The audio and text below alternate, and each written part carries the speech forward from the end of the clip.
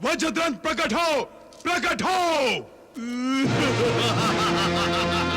राक्षस राज को वज्रदंत का प्रणाम। कहिए राक्षस राज, क्या आज्ञा है? वज्रदंत, मुझे ऐसा संकेत मिला है कि रानी विजया की जो संतान होगी वही मेरी मृत्यु बनेगी। राक्षस राज, मैं उस संतान को ही नष्ट कर दूंगा। मैं चाहता हूं कि रानी विजया उस संतान को जन्म ही न दे। तुम एक काम करो, एक काम करो, तुम रानी विजया के गर्भ में ही प्रवेश कर जाओ और उसे अंदर ही खत्म कर दो। हे संपूर्ण ब्रह्मांड की अधीश्वरी, आपको मेरा प्रणाम। हे भगवान नारायण की कार्य शक्ति, आपको मेरा प्रणाम। हे महादेवी, आप ही ये जगत, उसकी शक्ति, उसका रूप और उसकी चेतना है। हे धन धान्य सुख समृद्धि संपदा की देवी, समस्त शक्तियां आप ही का रूप है। हे मां, अब इन रूपों को समेटकर पृथ्वी लोक पर वैष्णो देवी के कल्याणकारी रूप में अवतरित हो जाइए। हे देवताओं, महाराजा रत्नाकर की पुत्री के रूप में जन्म लेकर कालांतर में मैं अपने इन 3 महास्वरूपों के साथ कलयुग तक हिमालय के हिम क्षेत्र में त्रिकुट पर्वत पर वास करूंगी। वहां मैं पिंडियों के रूप में अव्यक्त रहूंगी। मेरे भक्त मुझे वैष्णवी रूप में देखेंगे, मुझे वैष्णो देवी के रूप में पूजेंगे। जो श्रद्धा से, भक्ति से मेरे दर्शन करने त्रिकुट पर्वत पर आएंगे, उनकी प्रत्येक इच्छा की मैं पूर्ति करूंगी। मैं अपने भक्तों का रक्षण करूंगी। जो प्राणी श्रद्धा और भक्ति की आंखों से मेरा दर्शन करेगा, उसे मैं देवी महालक्ष्मी, देवी सरस्वती तथा देवी दुर्गा, इन तीनों विराट स्वरूपों में दर्शन दूंगी। धन्य है मातेश्वरी, आप धन्य हैं। प्रणाम माता। नारायण नारायण।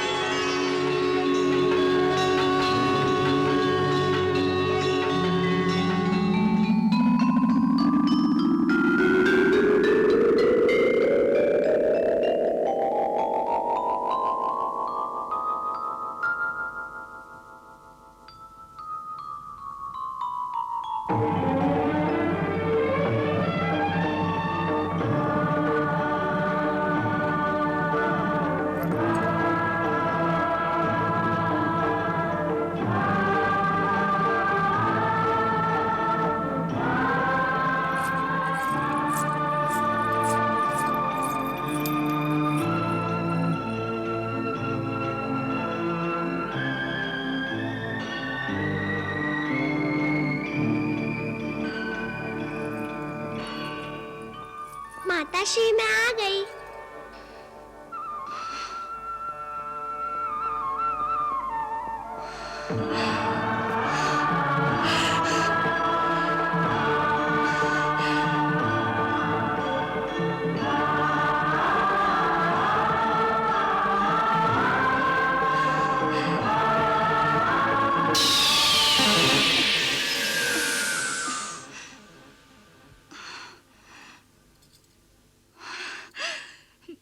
स्वामी, स्वामी।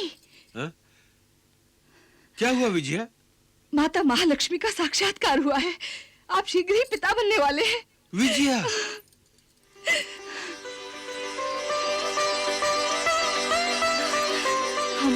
हम अनुग्रहित हुए मातेश्वरी, हम अनुग्रहित हुए।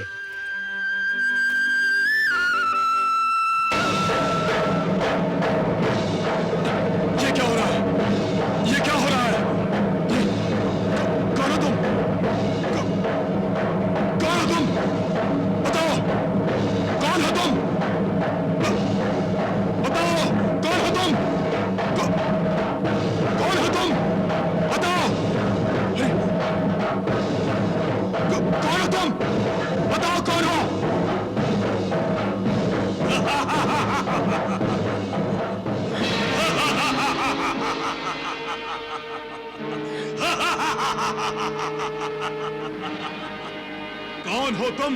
बताओ कौन हो तुम? मैं महाकाल हूँ दुर्जय, मैं महाकाल हूँ। महाकाल? परंतु हमारे इस दरबार में क्यों आए हो? दुर्जय, तुम्हारे लिए आया हूँ, तुम्हारे प्राणों को अपने साथ ले जाने आया हूँ। दुर्जय, अब तुम अधिक समय तक जीवित नहीं रह सकते। नहीं, नहीं, मैं मरना नहीं चाहता, मैं जीवित रहना चाहता हूँ। चले जाओ यहाँ से।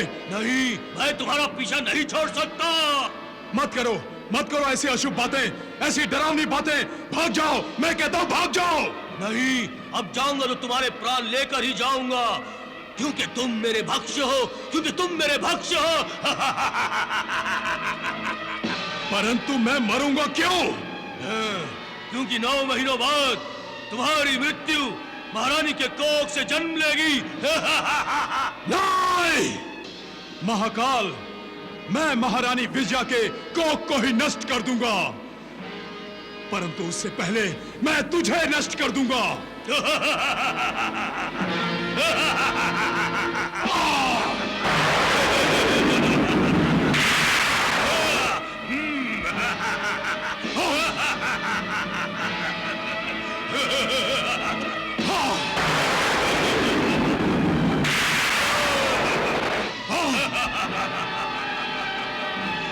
तुम मुझसे पीछा नहीं छुड़ा सकते, क्योंकि मैं तुम्हारी परछाई बनकर तुम्हारे साथ रहूंगा।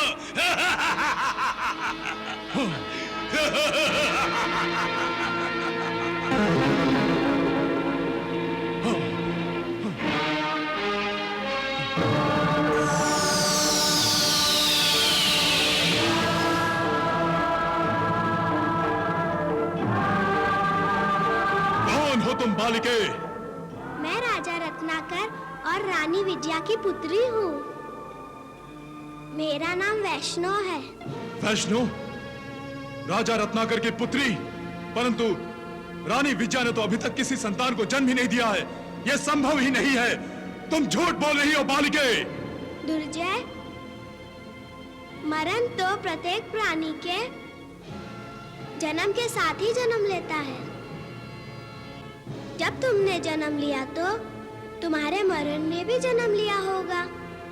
इतनी सी बालिका होकर मुझे धमकी दे रही हो, इस दुर्जय असुरेश्वर को? मुझे मृत्यु के काल में भेजना चाहती हो? मैं तुम्हें ही मृत्यु के अधीन कर दूंगा। निश्चय ही महाकाल तुम्हारी ही मौत की प्रतीक्षा कर रहा है।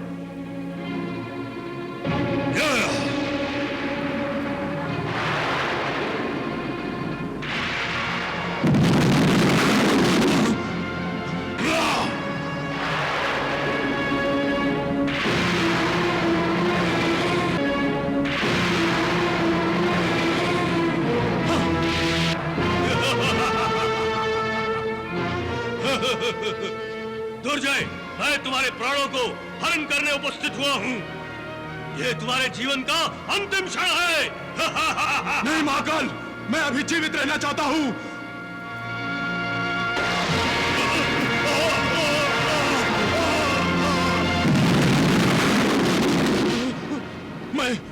मैं ये सपना सत्य नहीं होने दूंगा। मैं जीवित रहना चाहता हूँ, मैं जीवित रहना चाहता हूँ। हाय, वज्रदंत, वज्रदंत, वज्रदंत, प्रकट हो! वज्रदंत प्रकट हो! प्रकट हो!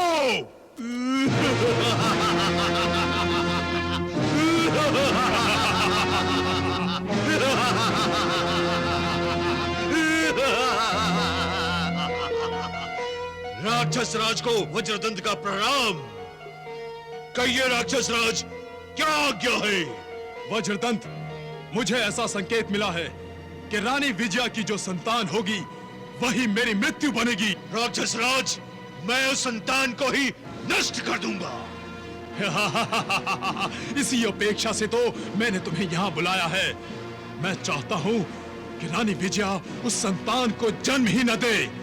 तुम एक काम करो, तुम रानी विजया के गर्भ में ही प्रवेश कर जाओ और उसे अंदर ही खत्म कर दो।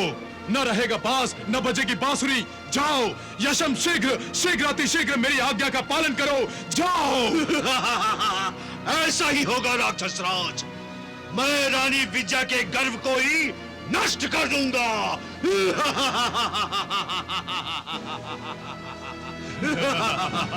अब मैं देखता हूं कि रानी विजया अपने संतान को जन्म कैसे देती है।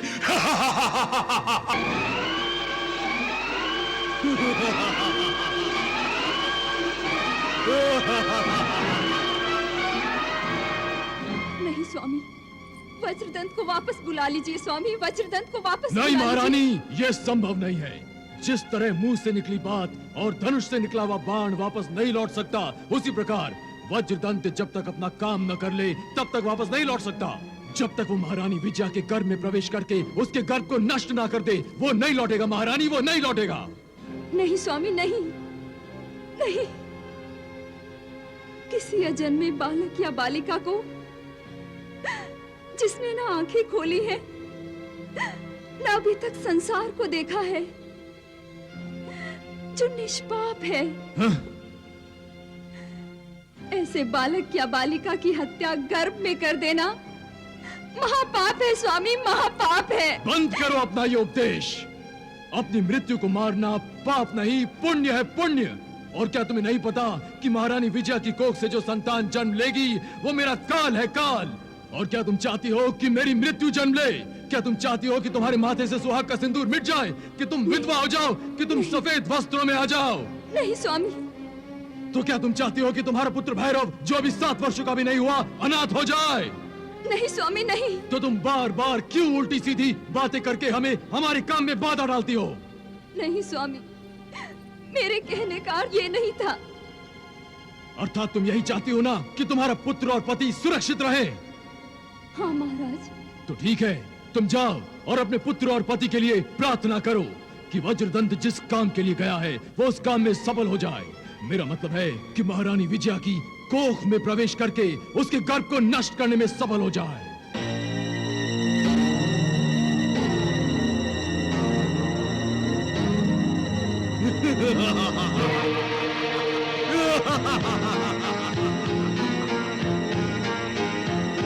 राजा रत्नाकर और रानी विजया, तुम दोनों खुशी से फूले नहीं समा रहे। रानी विजया, तुम्हारी गोद भराई को मैं शोक सभा में बदल दूंगा। मैं आ रहा हूं तुम्हारे गर्भ को नष्ट करने।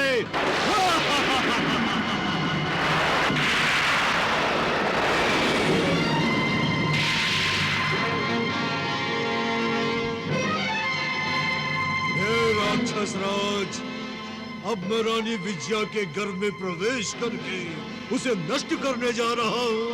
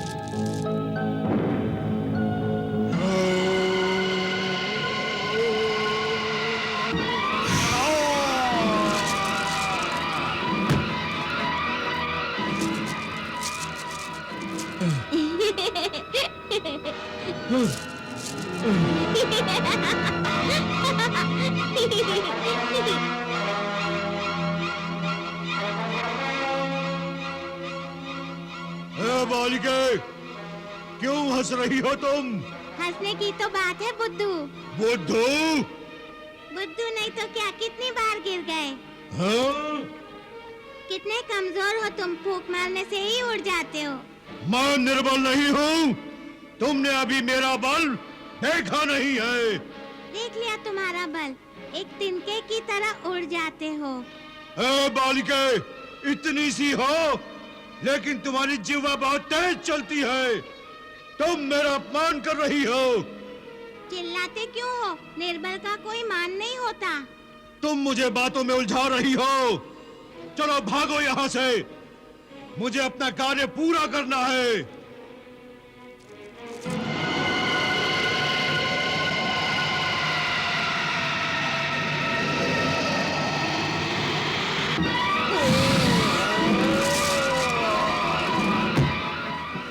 फिर से गिर गया, फिर से गिर गया।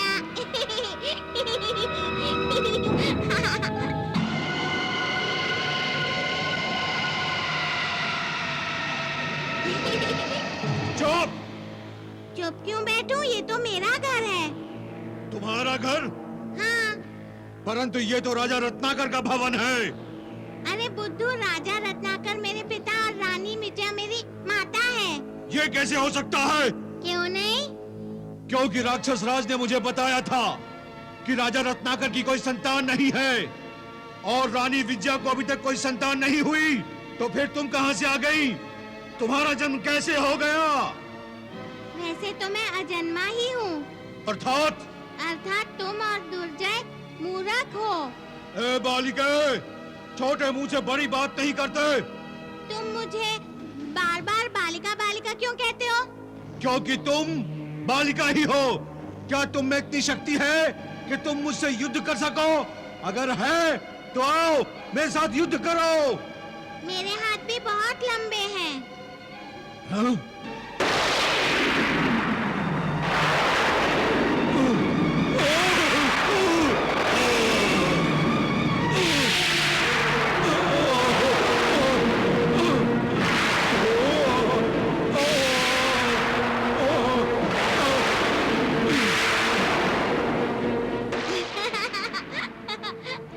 अच्छा, तो तुम मायाविनी हो। मैं माया को भी जानती हूँ और तुम्हारा काल भी हूँ। मैं निर्बल नहीं हूँ।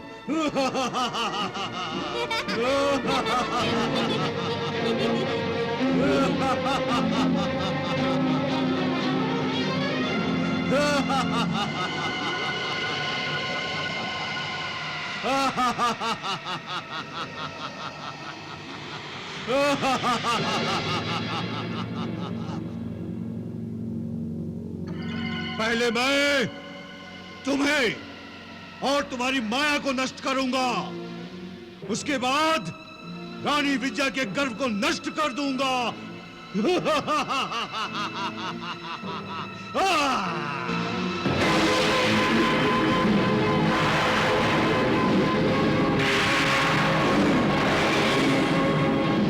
अब देखता हूं तुम्हें कौन बचाता है।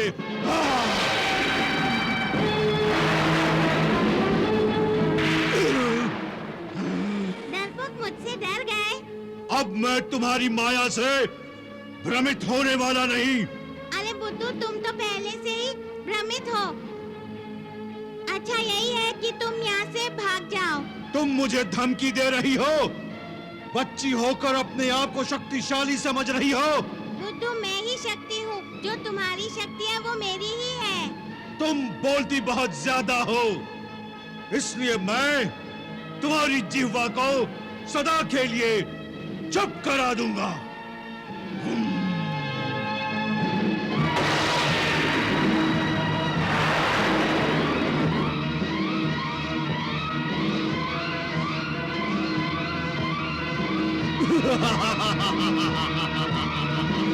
इसका अर्थ है तुम यहाँ से जाओगे नहीं। तुम्हारे आदेश का पालन और मैं करूं? मैं तो केवल यहाँ अपने स्वामी असुरराज दुर्जय के आदेश का पालन करने आया हूँ। तुम मेरे रास्ते का कांटा बनी हुई हो। अंतिम बार कह रहा हूँ, तुम यहाँ से चली जाओ, यदि तुम इस कक्ष से बाहर नहीं गई तो व्यर्थ जान से हाथ धो बैठोगी। वो तो मैं भी कह रही हूँ कि मेरे घर से चले जाओ। हाँ?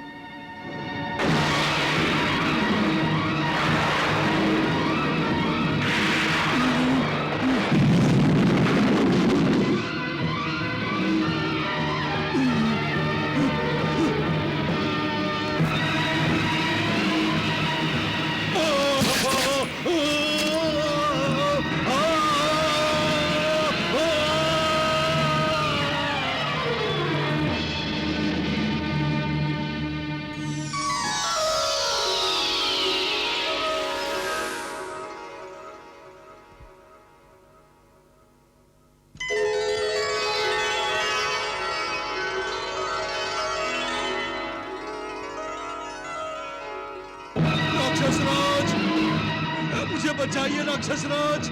नारायण नारायण। मातेश्वरी, वज्रदंत की यह दुर्दशा आपकी अद्भुत लीला है, जिसे देखकर आनंद आ गया। मुनिवर, इस लीला का श्रेय तो वैष्णो देवी को मिलना चाहिए, मुझे नहीं। हाँ मातेश्वरी, आपने अभी वैष्णो देवी का अवतार भी धारण नहीं किया और अभी से आपने वैष्णो देवी के रूप में लीला दिखाना आरंभ कर दिया। नारायण नारायण। धरती की रक्षा के लिए कुछ भी किया जा सकता है, इसीलिए वैष्णो देवी ने धरती की रक्षा हेतु अपने जन्म से पहले ही लीला दिखाई है। मैया, धर्म की रक्षा के संबंध में एक प्रश्न बड़े दिनों से मन में उठ रहा था, परंतु पूछते हुए संकोच आड़े आ रहा था। देवर्षि, ज्ञान अर्जित करने के संबंध में कोई संकोच नहीं करना चाहिए, परंतु आप तो महाज्ञानी हैं, सब जानते हैं, फिर भी आपको प्रश्न करने की आवश्यकता पड़ गई। मैया, मेरा ज्ञान भी यह समझने में असमर्थ है कि जब आज के इस युग में धर्म की रक्षा करने के लिए भगवान विष्णु ने श्री राम का और आपने सीता मैया का अवतार लिया है और वो धर्म शत्रु रावण का वध करने निकल पड़े हैं, तो फिर आपको वैष्णो देवी के रूप में एक और अवतार लेने की आवश्यकता क्यों पड़ गई? भगवान विष्णु सर्वशक्तिमान हैं, परंतु जब उन्होंने श्री राम का मानव अवतार धारण किया, तो जो मनुष्य की क्षमता की सीमाएं हैं, वो उन पर भी लागू होंगी। और वो स्वयं अपने इस अवतार में पुरुषोत्तम पुरुष का उदाहरण छोड़ना चाहते हैं, और सीता के रूप में मुझे अपनी सीमा में रहना पड़ रहा है। मानवता की सीमाओं में रहकर उत्तम से उत्तम कार्य कर दिखाना चाहिए। नारायण नारायण। देवर्षि, आप तो जानते हैं कि ये सतयुग नहीं, त्रेता युग है। सतयुग में धर्म वास्तव में धर्म रहता है। इसके चार आधार, चार पाद होते हैं: धर्म, अर्थ, काम और सबसे महत्वपूर्ण मोक्ष, जो पाप के लोप होने से प्राप्त होता है। परंतु त्रेता युग में मोक्ष का ही लोप हो गया है, क्योंकि पाप बढ़ गए हैं, पापी बढ़ गए हैं और धर्म संकट में आ गया है। भगवान श्री राम तो रावण जैसे पापी राक्षस का वध करने निकल पड़े हैं, और धर्म की रक्षा के लिए मुझे भी वैष्णो देवी का अवतार धारण करना पड़ रहा है। देवर्षि, त्रेता युग में धर्म शत्रु इतने प्रबल हो गए हैं कि वो धर्म रक्षक को ही जन्म लेने देना नहीं चाहते। इसलिए मैंने वैष्णो देवी के रूप में अपने जन्म से पहले ही धर्म रक्षा का अपना दायित्व निभाना आरंभ कर दिया है। मैया, आपने धर्म शत्रु दुर्जय को धर्म के मार्ग पर वापस आने के लिए कई संकेत दिए, पर वो हठधर्मी दिखा रहा है। ये उस राक्षस का दुर्भाग्य है।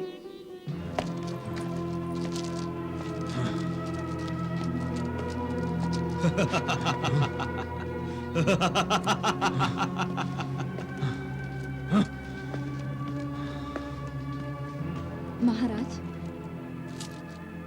अब आप विश्राम कीजिए। अभी तो आपकी नींद भी पूरी नहीं हुई है। हमारी तो नींद ही उड़ चुकी है महारानी सुरुचि।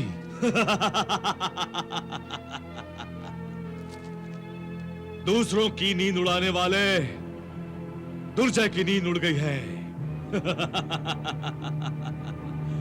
सृष्टि का यही नियम है दुर्जय, जैसी करनी वैसी भरनी। निर्भय प्राण, जब हमारा राक्षस वज्र दंत आएगा तब तुम हंसना भूल जाओगे, तुम्हारी सिट्टी गुम हो जाएगी। कहीं तुम स्वयं अपने बारे में तो नहीं कह रहे हो दुर्जय? निर्भय,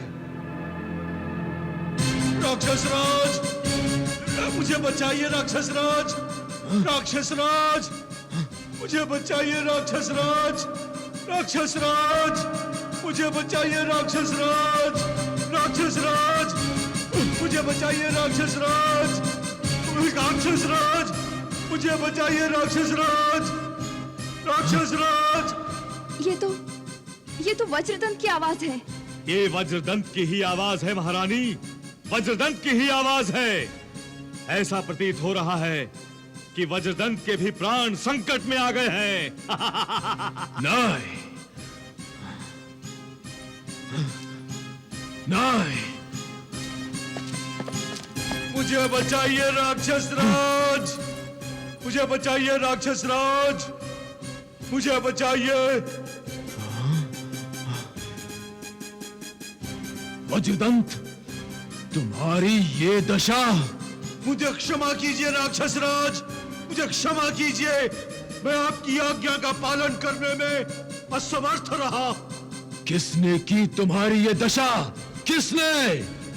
रत्नाकर ने? नहीं, एक बालिका ने। बालिका ने नहीं दुर्जय, तुम्हारी मृत्यु ने।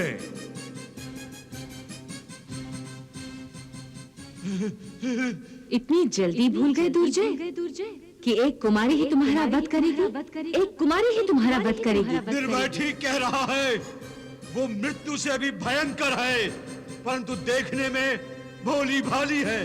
परंतु वो है कौन? वैष्णवी। वैष्णवी? हाँ, आपने तो कहा था कि रत्नाकर की कोई भी पुत्री नहीं है। तुम्हें भ्रम हुआ है वज्रदंत।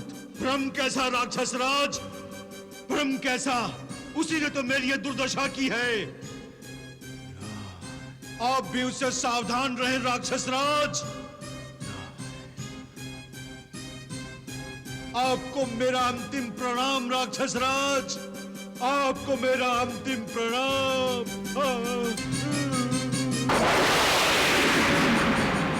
नहीं! वज्रदंत,